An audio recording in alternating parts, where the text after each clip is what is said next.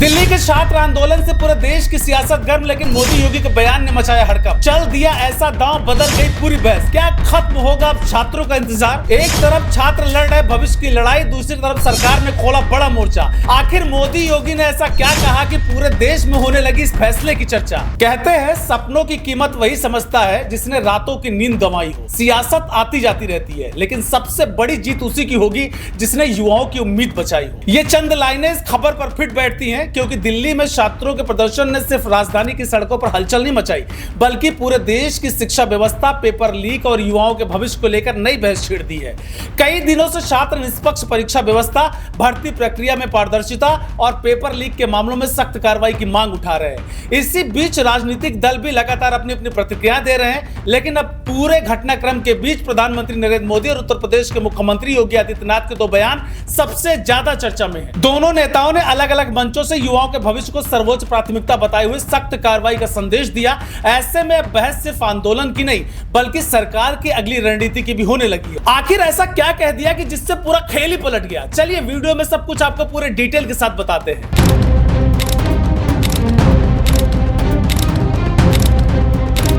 सबसे पहले बात प्रधानमंत्री नरेंद्र मोदी को उस फैसले की जिसकी चर्चा पूरे देश में हो रही है। प्रधानमंत्री ने सोशल मीडिया प्लेटफॉर्म एक्स पर कहा कि देश के युवाओं का भविष्य सरकार की सर्वोच्च प्राथमिकता है। उन्होंने घोषणा की कि पेपर लीक से जुड़े मामलों की सुनवाई के लिए फास्ट ट्रैक कोर्ट का गठन किया जाएगा, ताकि ऐसे मामलों का जल्द से जल्द निपटारा हो सके। प्रधानमंत्री ने साफ कहा कि विद्यार्थियों के भविष्य के साथ कोई भी खिलवाड़ करने वाला, कोई भी दोषी बख्शा नहीं जाएगा। उन्होंने यह भी बताया कि संबंधित विभागों को आवश्यक निर्देश जारी किए गए हैं। सरकार का मानना है कि समय पर न्याय मिलने से छात्रों का भरोसा मजबूत होगा और परीक्षा व्यवस्था में पारदर्शिता भी बढ़ेगी।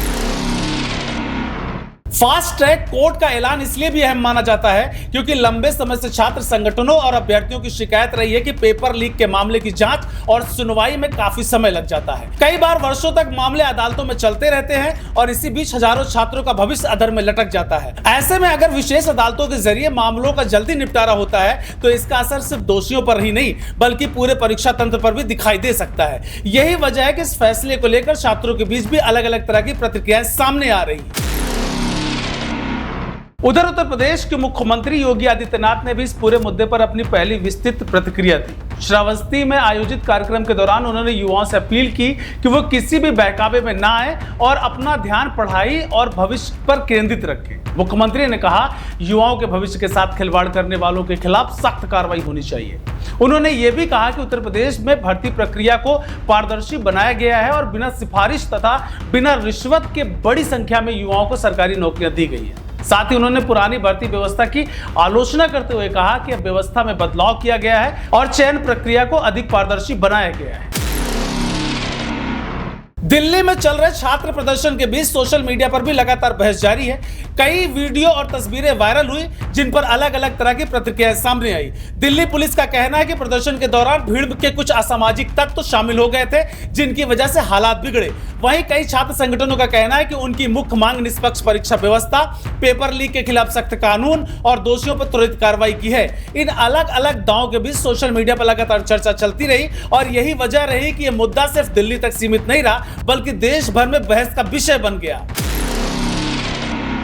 इस पूरे घटनाक्रम में कई सार्वजनिक हस्तियों की प्रतिक्रियाएं भी सामने आई। अभिनेता सलमान खान ने सोशल मीडिया पर लिखा कि पेपर लीक एक बेहद गंभीर विषय है और छात्रों के बेहतर शिक्षा व्यवस्था की मांग को गंभीरता से सुना जाना चाहिए।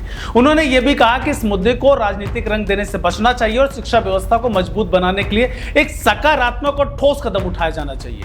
उनके इस बयान पर भी सोशल मीडिया पर काफी चर्चा देखने को मिली। कई लोगों ने इसे छात्रों के समर्थन में संतुलित प्रतिक्रिया बताया है। राजनीतिक स्तर पर भी इस पूरे मुद्दे ने नई चर्चा शुरू कर दी। विपक्ष लगातार सरकार से जवाब मांग रहा है, जबकि सरकार अब सख्त कार्रवाई और संस्थागत सुधारों की बात कर रही है। ऐसे में राजनीतिक बयानबाजी अपनी जगह जारी है, लेकिन सबसे अहम सवाल यही कि जो लाखों छात्र के मन में है, क्या पेपर लीक के मामलों में वास्तव में तेजी से कार्रवाई होगी? क्या दोषियों को जल्द सजा मिलेगी? और क्या आने वाली परीक्षाओं में अभ्यर्थियों का भरोसा पहले से ज्यादा मजबूत होगा?